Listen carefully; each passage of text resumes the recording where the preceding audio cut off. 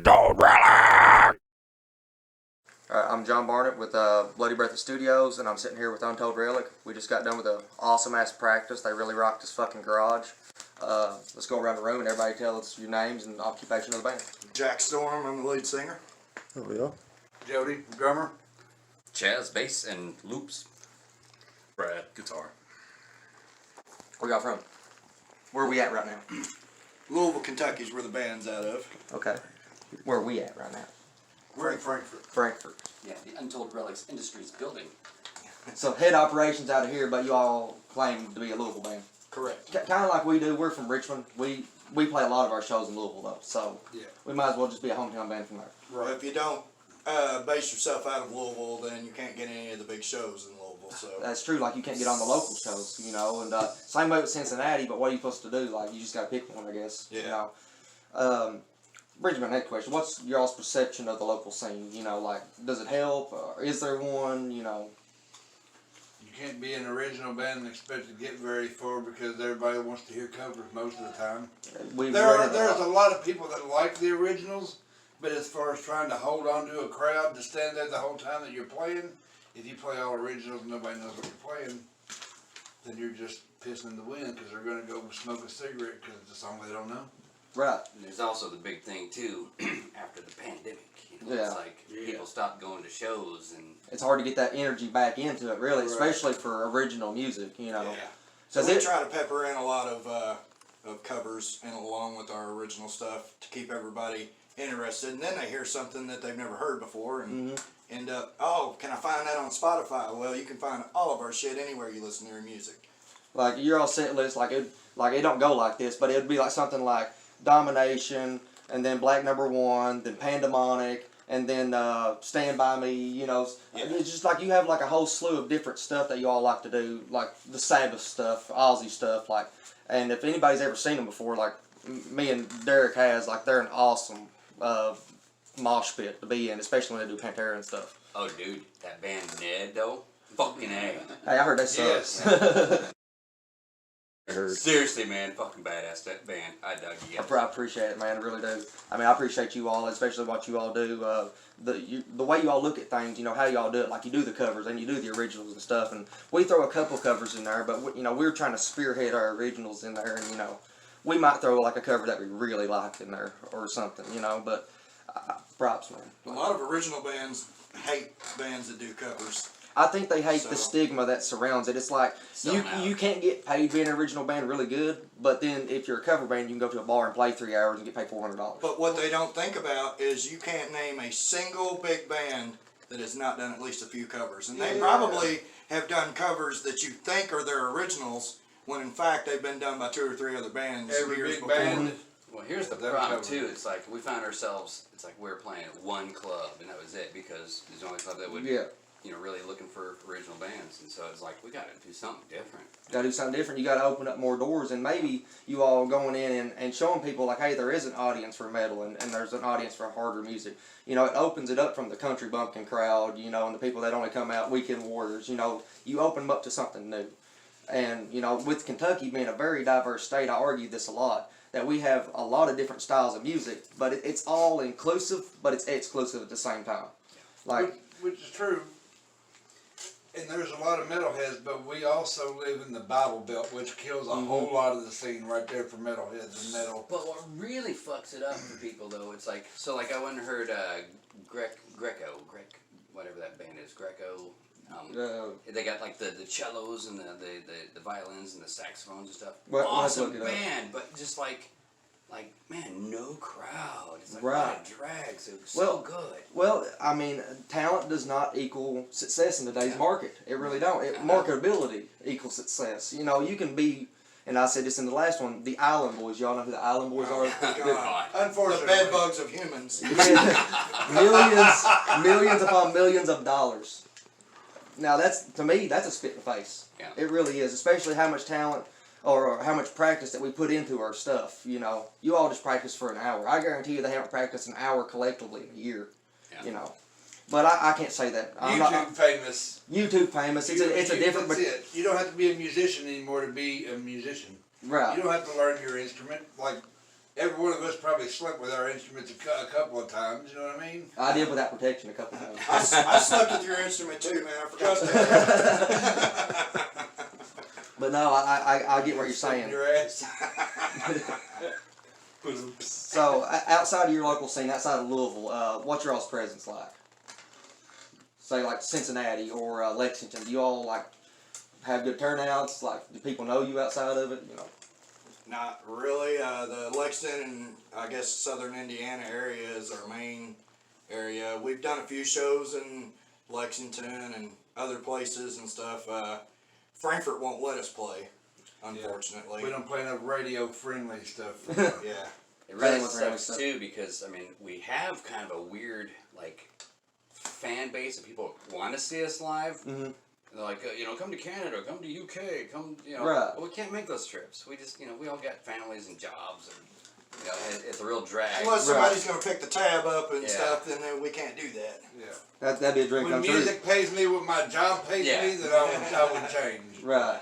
It's hard to get to that point. And like I think it all goes back to marketability. Like you could take one single and you can make thousands of dollars on just that one single, versus releasing a whole album and making pennies. But doing what we've done, a lot of bands stay together 3 or 4 years. We're getting ready to come up on 10 years at the beginning of February, so Congratulations, guys. A lot of bands don't make it 10 years. a decade of madness. Hell yeah. Decade of metal, like especially around this part, like y'all keeping it alive, like for real. Do you all have any upcoming shows or anything? We don't have anything currently scheduled until the summertime. We got a few shows then.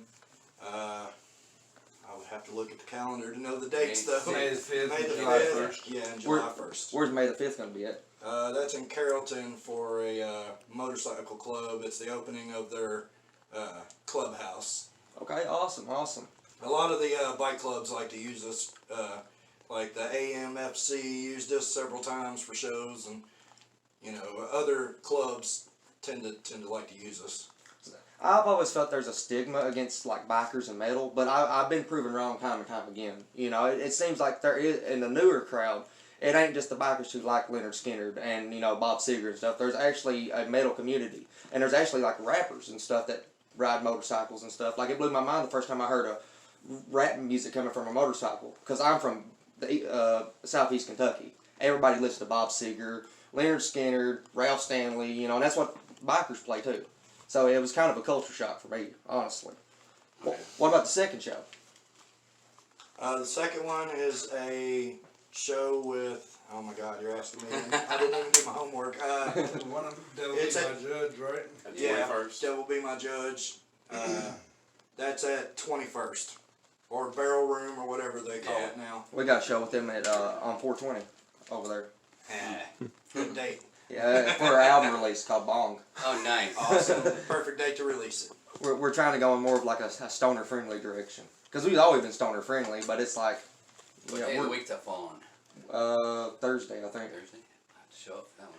And we've been It'd be adding a lot awesome. of mild stuff to our set list recently so that we can play in some of these bars that only allow the friendly radio rock stuff, Got to be a little versatile if we want to keep doing the shows. Mm-hmm. And that's, I'm going to touch on this for a second, it ain't on here, but a music elitism. Someone who says, well, my genre is better because yours sucks. That kind of thing. And I think that happens a lot.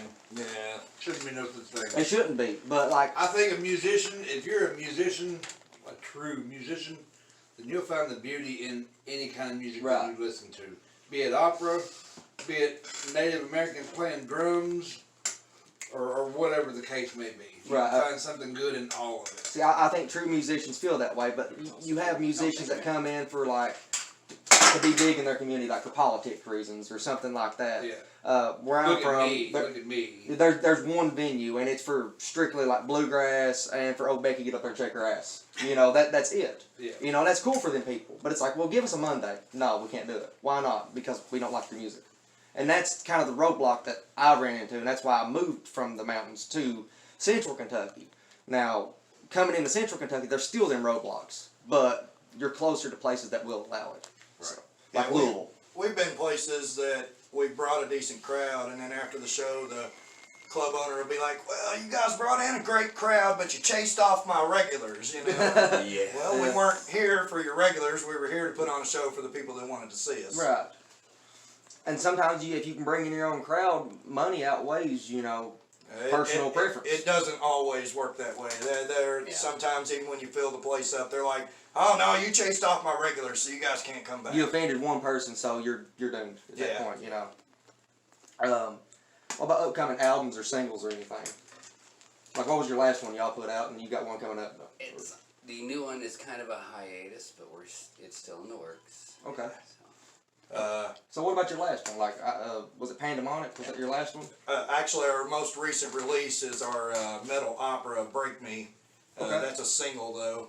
And, of course, like I said, just like all the rest of our stuff, it's available anywhere you listen to or download your music. So Spotify, YouTube? Everywhere, yeah. Awesome. Yeah, we also released Pantera. Even iHeartRadio and stuff, you can find us on there.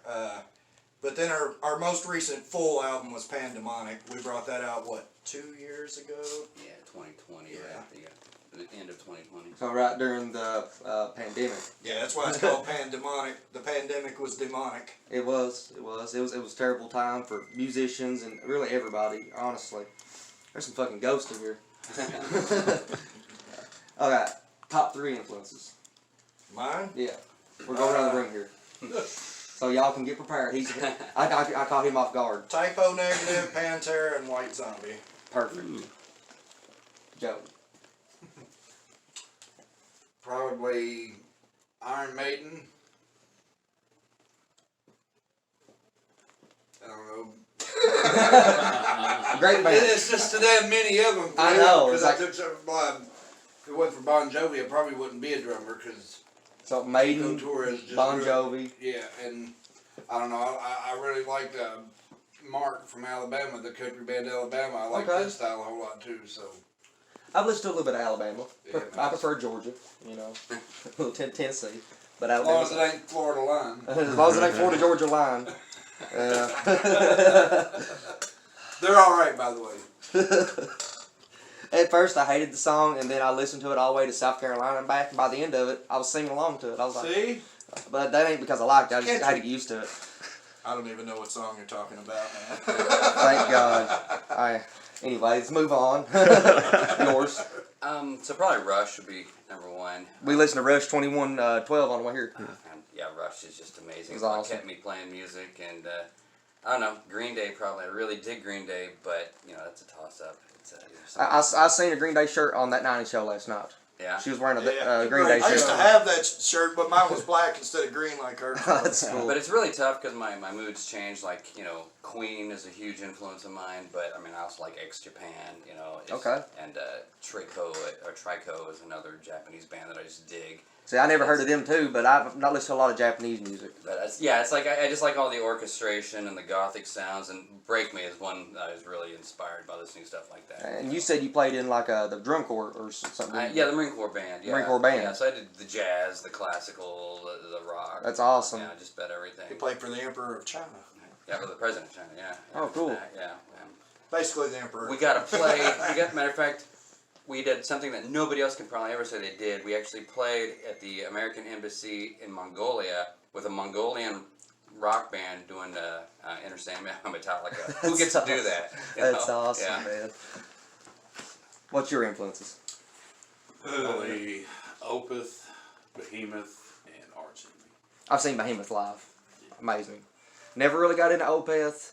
Arch Enemy, she scares me. She scares me. Which one? Jeff Loomis or both of them? All of them. I mean, his brother played with him in Arch Enemy, and Michael Watt was originally in Carcass too. Oh, Like yeah, Carcass yeah, a that's whole right. lot. And when you take all 4 of those styles and put them together, you create Untold Relic. There's a lot of influences in this band, as you can see, and it shows in their music. So, did you all play in any, like, I got a weird response the last time I asked this question, but did you all play in any other bands before Untold Relic that you may want to say something about that contributes to now? Like, was this band a band before Untold Relic, or? So I met this guy when he was barely 16. I think he had just got his first car. And even back then, how old are you now, man? I don't even... 37. So see, that shows how many years me and him's played music together. What kind of And car? as soon as I heard him, I was like, he's the Blue dude. Buick Century. Hell Like yeah. 90 or 91, I think. And then after y'all met him, it went into Yeah, Well, he was me the and singer of my high school band. It was me and my high school buddies. What was the name of that band? It was called Nedden at the time. Nedden? Yeah. everybody, or there was a few hardcore juggalos in the band back then, and of course Ned means So it was pussy. me and the drummer was even younger than me. He was the drummer in our jazz band class in high school. Hell yeah. So we'd sit and rock out every day after jazz band. There was only a couple bands in my high school, man. And like I guess it might have been the same, like maybe two or three We had a bands. band, and then the high school that was here across town on the west side, that there was a band comprised of members from there. We played. Remember when we played at like the FPB clubhouse? Yeah. We played at the elementary school gymnasiums. They let us play at the auditorium at Frank County High School. And where they were in high school at the time, man, every high schooler in town came to those shows. Right. It was a great exposure tool. I Yeah. played middle school. I don't think we might have played like a ROTC ball in high school, something like that. But like the one in middle school, like everybody showed up for that one, you know. And it was kind of like our worst show ever because it was our very first one. We So, did charity stuff. Played for Make-A-Wish. Yeah. Oh, yeah. Back then. raised a bunch of money for what's it for? Just the Make-A-Wish Just Foundation. Make-A-Wish Foundation. Yeah. Okay.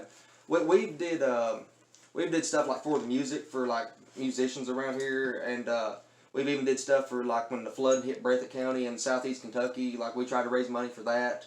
The company I work for actually donated a bunch of stuff, one big lump sum one time, and I actually got the privilege of driving it down there and help deliver it and dropping it off and stuff. So that was pretty fun.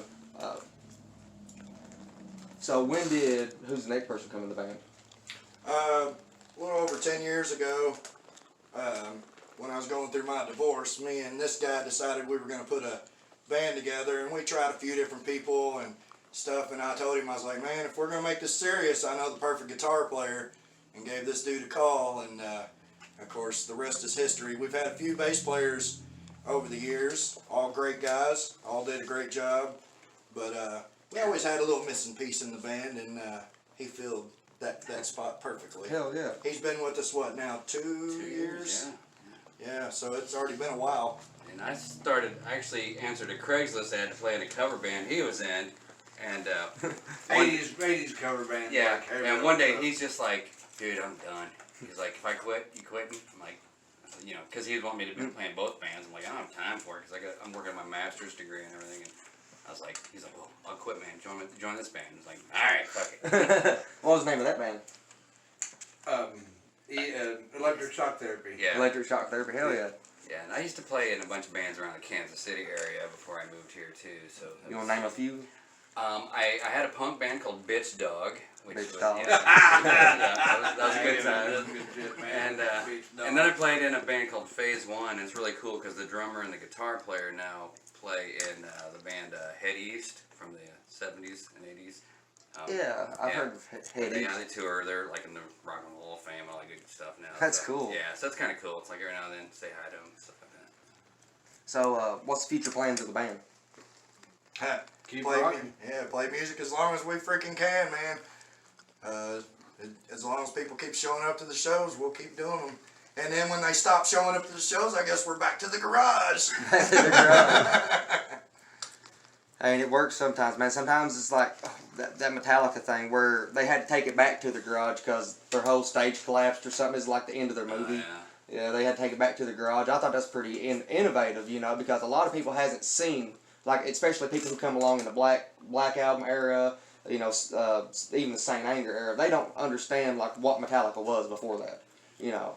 But the first 4 albums. And right now we're revamping our set list. You know, we've been together so long, and a lot of the same people come to our shows that we don't want them at some point to be like, they're going to play the same shit we saw them play the last 6 times. You know, we want them to, when they come to the show, hear some new stuff. Yeah, they're going to hear some of our classic stuff we're going to play every time, but, there's 4 or 5 brand new songs we've never heard them do before, you know.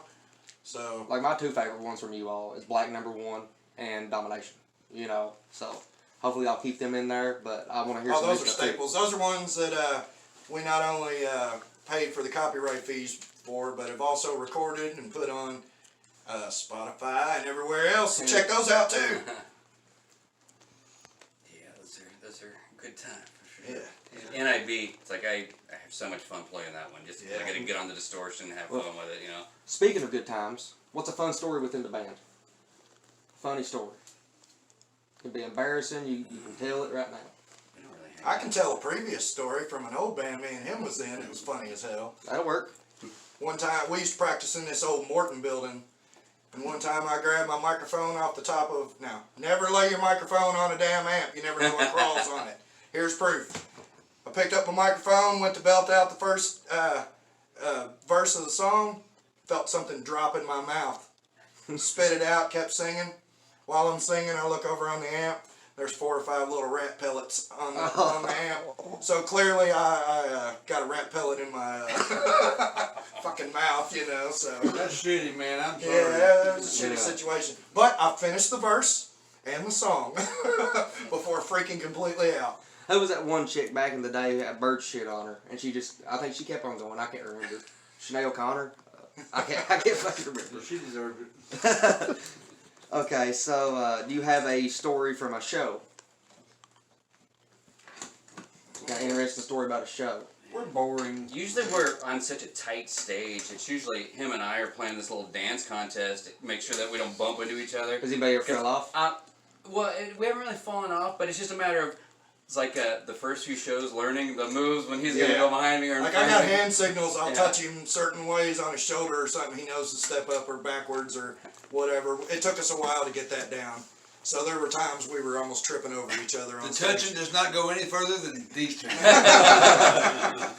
But I don't like to stand on stage when he's doing a solo or something because, I mean, if I'm not singing, why stand there and do nothing or just headbang when the focus at that point should go onto the other musicians in the band? Right. A lot of singers you'll see during the solos or something, they're just standing there or they got their hand in their pocket. They're or waiting on their cue. They're looking real awkward, kind of just whatever. That gives me a chance to go off stage, get a drink, maybe change what I'm wearing.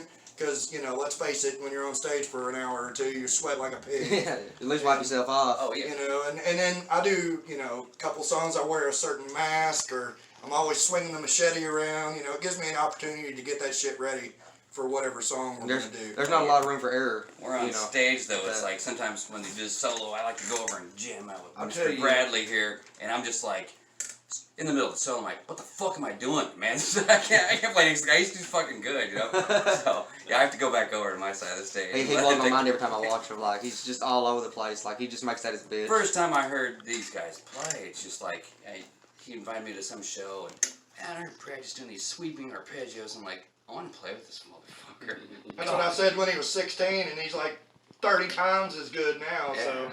Yeah. I'll tell you a story on this one here. So. Here we go. Now we get some dirt. Oh, yeah. We were playing at Brewski's. And you remember when you got up underneath of the drum riser during Zodiac Killer and you went to crawl out and your suit got hung and he got stuck under the stage and couldn't get out? Or the time we were playing at Wick's Pizza, and the girl I was dating at the time was getting felt up by some dude in the crowd, and I saw it happen. And as soon as I was done singing, I come off the stage after him. The security was like, "What the hell's going on?" They don't expect it. Like, when you break that fourth wall, they're like, whoa, wait a minute. I didn't expect this to happen. They don't expect, like, it can just come to them. Like, that's why G.G. Allen was kind of big, man. He would just go out in the crowd like, yeah, we're going to see something badass tonight. And it's like, next thing you know, you're fighting this dude, like, full of, like, covered in shit. I was going to tackle him, but I couldn't get to him in time. The security stepped in the way. Alright, so, do y'all have, like, a brother-sister band? You know, someone that you'd hang out with outside of, you know, playing music with them or something? I know it's kind of a small area around here, so it's kind of hard to find. Like in Louisville, you find a bunch of brother-sister bands. I mean, Yeah, 3DR would probably be about the closest as far as that goes. We have a few bands that we call family. You know, that if we have the opportunity to set the show up and who plays with us, they're usually the first ones we'll at least give the opportunity to. They're not always available, but yeah, 3DR is one of them. They're awesome. Lethean was a good one for us back in the day. Hopewell's fault. Hopewell. Hopewell Yeah. Fault. Hopewell. Amazing. Way back in the day when Aaron sung for them, Gorilla Red, Gorilla Red. we considered them family. We don't really know the new generation of that band. Shit, Amongst the Waves. Further from the end. I've heard of them. So, you know, it's those guys. the music scene is one big family. It has to be that way. It has to be. For it to succeed, everybody has to come together. And the sad thing is a lot of musicians and bands think they're in competition with each Can't other. be a competition. And you can't do that because then you go into a show trying to top the other person when you should go into a show going, okay, we've got the 3 best bands we could possibly get for this show. Let's go out there and kill it and make these people go home going, fuck, that was awesome. Who's that band we played the Halloween show with?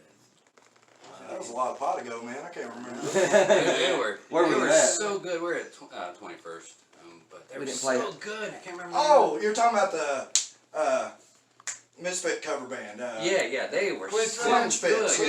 yeah. Yeah. It's I'd love to play with them It's the again. band Clinch, but that once a year they'll be the Clinch Fits. It's their tribute band to the They were Misfits. so they're really, good. Yeah, they're really good. Those guys are awesome. So, y'all got any sponsors you want to mention? MG Bass Guitars. Fucking amazing. Hell yeah. Get a chance? Yeah, get one. I'm going to throw out Witchy Sense and Designs like I do all the time because she helps us out with her logos and everything. She's awesome. Hit Stacy up if you need any crystals or logos or anything done like that. She does a lot of Wiccan stuff. I also want to give Talents a shout out. They're doing some really good work out west. SOS Talent Promotions, Biohazardous Records, Dave, I see you. And move on to the next thing. I just watched you all, but practice techniques. Like, this is kind of like rehearsal, but what do y'all do on your free time? Like, you just run over scales, or do you practice beats? So I'm the worst at that because right now I'm completing a master's degree, and so I find a little time to practice. And so it's like today it was like, okay, I'm gonna at least run through these songs, and it wasn't pretty, as you could tell. I I gotta play along ask, with a lot of backing tracks. Like I'll find Guitar Hero has a bunch of drumless tracks and stuff like that, so I'll play along with those. Or Guitar Hero's just awesome. find drumless backing tracks on YouTube and make up stuff, play along with it. You know, it's good practice because I don't stick to one genre. I try to play a little bit of something from everything, and That's what Guitar Hero it's taught good me. practice. I'll sit at home and either write music for newer originals we're coming out with, or I'll sit and listen to and watch the lyric videos for whatever cover song we're trying to learn at the time about 4,000 times until I can do it without looking at my phone. You ever just go around the house, start singing stupid shit up, belting stupid shit out? Well, I live in an apartment time. building, so not a whole lot, you know what I'm saying? I got a bad habit of it, man. Like, my woman, she gets on to me like, shut up. Like, it's just the stupidest damn thing you ever heard. It, like, belting it, And I live in an apartment, but poor neighbors, Anyway, but you. I usually start off like playing covers and stuff to warm up. And then I'll play along. If I want to practice, like solo and keep my top and, shred and stuff up, I'll use like backing tracks on YouTube, chord progressions. Try to come up with leads, cool stuff, try stuff out. Can't go wrong with those backing tracks, can you? No, not at all. I mean, there's a plethora of them too, all different chord progressions. And it kind of helps me keep, stay up on all my knowledge of the neck. See, like that helps people, like, say, like somebody new who watches this, who maybe never even like picked up a guitar, like, where do I start, kind of things. Like, they see what you all do, and they might try to, copy some kind of technique you might do, something like that. And it makes them better, and they can contribute something to you if they're so gracious to do it, 90% of our originals started from a jam. I would look at him and just be like, give me this kind of riff, slow and heavy, or light and pretty, or whatever, and he's always got something for me. And like I said, I sit at home and write lyrics all the time, so I've got a book full of them, and when I hear certain things that he'll play, I'll be like, okay, I got the perfect lyrics for that, and then the next thing we know, within a practice or two, we've got a brand new original ready. That's one of the things too. It's like when I got with the band, it's like first thing I talked to Jody about was like, let's add silence to songs, and silence is just as good as like loudness. And like our latest few tracks, it's like you'll notice there's a lot more breaks and stops, and it really gives it some edge to it. A lot of dynamics to it. And then of course after we get the tracks done, I always find myself going home and adding in loops and they're trying to spice it up a little exactly. bit, And then I realized it's like, shit, how are we gonna do this live? If you listen to Break Me, you'll hear a lot of that in Break Me. Oh yeah, Really I wrote this good. big 3.5-minute interlude on piano. The And song changes like 4 times during it. That's why we call it a metal opera. yeah. See, I love like magnum opus kind of things. Like, it just goes on. Like, you all ever heard a Dope Smoker, Sleep?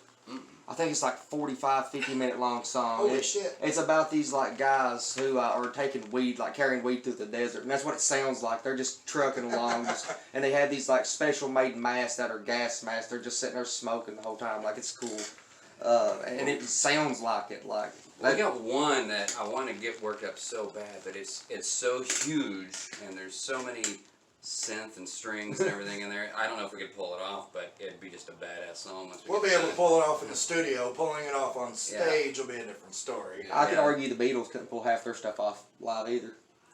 Not in the original days, but yeah. You know, maybe now. Yeah, but I heard Paul McCartney. There's one band I was never a this year. fan of.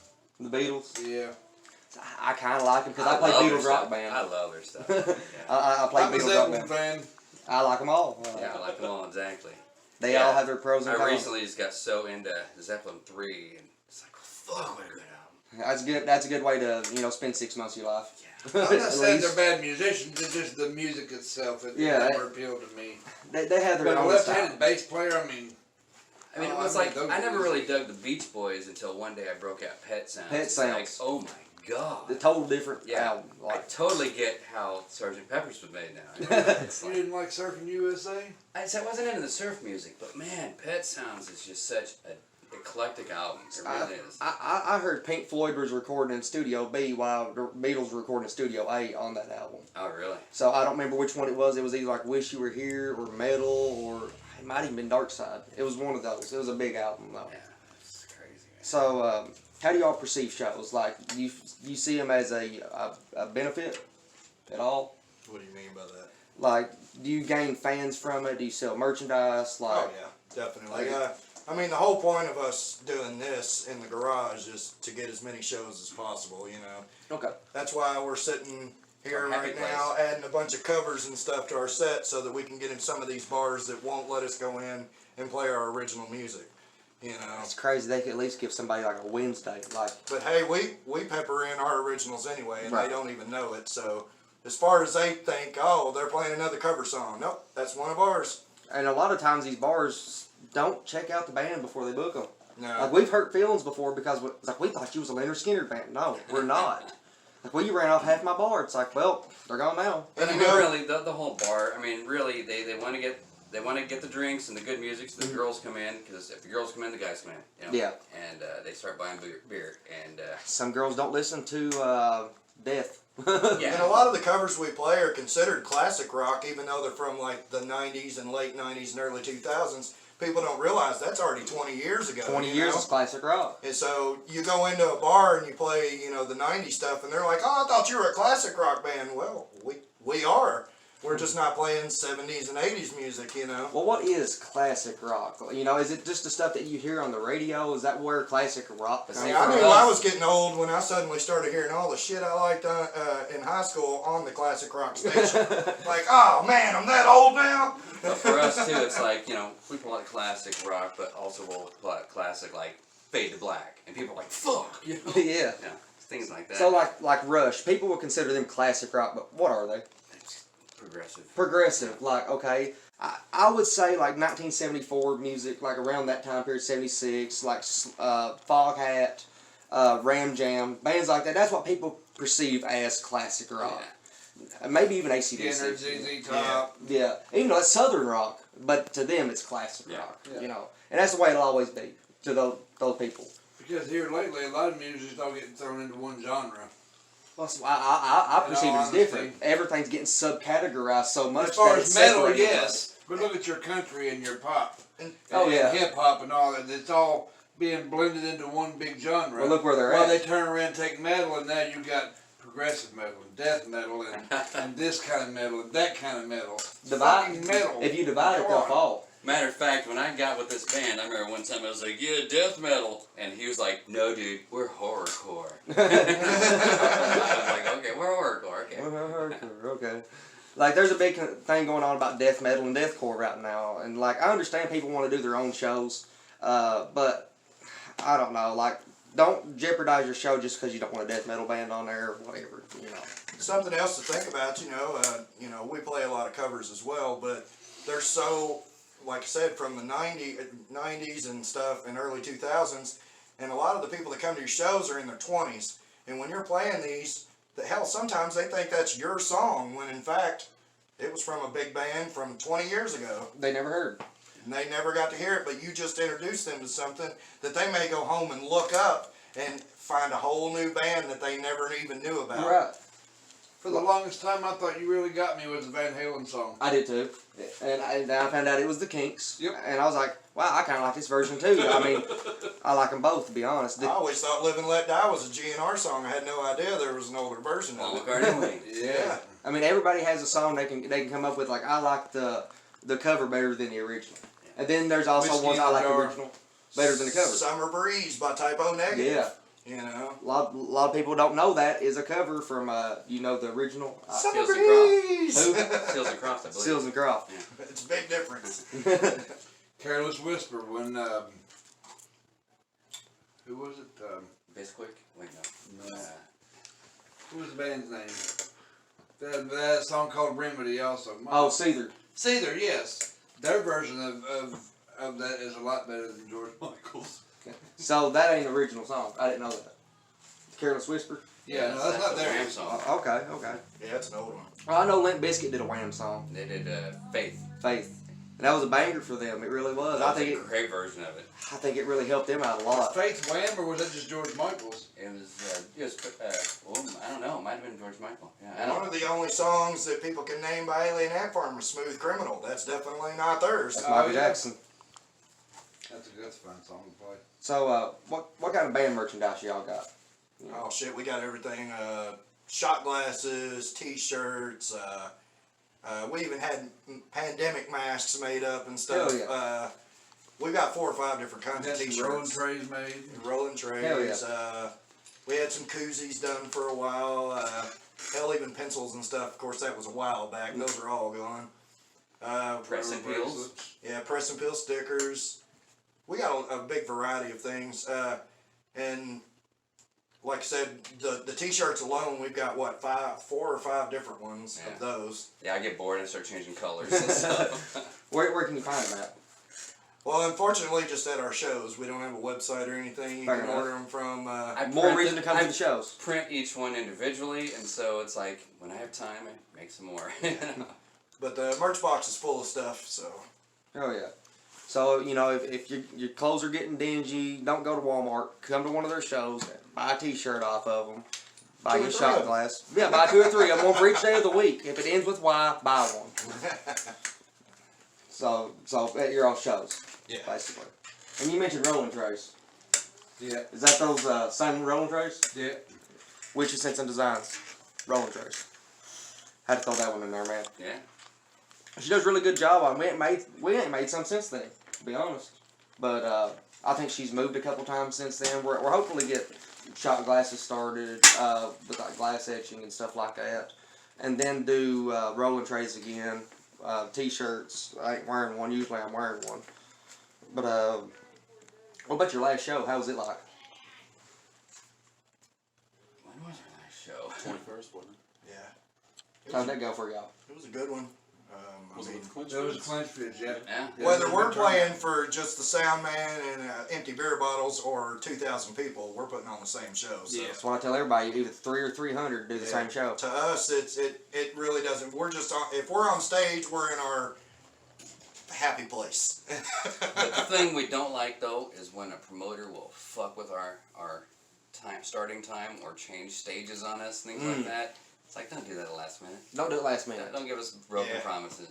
We've And I know had you're to cancel supposed to the whole roll with show. the punches, and we always do, but we don't like it. Understandable, guys. And I think I did it once before to you all because we've had other artists, say, hey, we're further out than you all are. I'm like, well, fuck, the show must go on, kind of thing. And we're easy, to work with when it comes to that stuff. I mean, like I said, we don't like it, but we'll do it. And we know right off the bat, okay, I always add a couple of extra songs on the set list to where if we got to cut a few of them, okay, we're cutting this one, and this one. Well, and being flexible like that, you all got to play the show. If Exactly. you all would have bucked up and said, well, no, we're not doing it, you probably wouldn't have played the show. Exactly. And that y'all had already been there. You already wasted time and the energy and the gas and the practice, to go to a show just to come home. And not just that, if you make a promise to do something, you got to follow through with You it. got to follow through. The show must go on. at least best that you can. Like me and him, we broke down a couple of times before going to a show, and there's just no way to get to it. And it's like I have to do it. You know, I have to cancel, and I don't want to cancel, and I apologize. But it's just that's the way it is sometimes. Life kind of catches up with you. Yeah. But so anybody out there, I suggest let your life mature with your music, because if don't, one's gonna catch up with the other. Mm-hmm. You know, and you ain't gonna be able to do either one at that point correctly. So I'm gonna wrap it up here. But are there anything last thing you'd like anybody out there to know? If you don't go see our band in particular, go see local bands, man. Support them. Great message. Show them some love and support, because Locals where it's at. And I have a tip for young musicians. Keep your dreams alive. Work really hard at your craft. Don't get frustrated. Don't get frustrated and quit just because there's people not coming to your shows, because consider those as practice points. You're on stage. That's a great time to try something new that you may not have tried yet to see if it works out. Also, don't plan on music paying your bills. Right. Have a career until that record company picks you up and is willing to pay you as much as your job will. Don't rely on just music to pay your bills. That's great. But keep that dream alive and keep fighting for it. Never quit playing. Never. Like Eddie Van Halen said, never quit playing. Don't make me come looking for you. You got one? Just keep at it. I mean, at it. even if I didn't play in a band, I would still sit at home and play every day. It wouldn't change the fact that, you know, it's in your blood. You just can't get away from it. There's no feeling like playing. I mean, and That's listen true. to I mean, no matter what you got going on in your life, I mean, I sit down and play. It just makes me happy to play. I mean, hell, any arguments that we have are generally based around, oh, we're not going to get to play this or that day or whatever. It's like, oh, come on, we were looking forward to that. It's You the know, business so- side of it. And listen to any type of music you can find. You can get stuff from anything. Yeah, and don't pigeonhole yourself into a certain genre. Like, you know, if you'll come to one of our shows and see, you'll see us play light stuff. You'll see us play heavy stuff. You'll see me scream. You'll see me growl. You'll see me sing regular, you know. Don't stay with a straight sound that, okay, I know what they're going to do next, you know. Don't stick to one genre. Yeah. Be versatile in what you play. Learn something from every. That way you can play with anybody, because we've got to open up for bands like Puddle of Mud, and then we've also got to open up for Max and Igor Cavalera and Mushroom Head. You know, Hell yeah. those are two opposite spectrums, but we've got to do both because we play such a wide variety of types of music. That's awesome. I'm gonna add one more thing to it. Don't pigeonhole yourself, and if you like something, don't shit on somebody else that likes something else. Yeah, totally. Like that's basic courtesy. If they like something, they like it for their reasons. You like it for your reasons. You know. As you see, we each like different stuff, so we've came together and made that a sound. And that's kind of, you know, what I'm trying to show everybody is like you can be from different styles or different places, parts of the world, and you can come together under music. You know. So that's anything. I want to leave them with that. This is John Barnett, Untold Relic, Bloody Breath Studios. See you next time. See ya.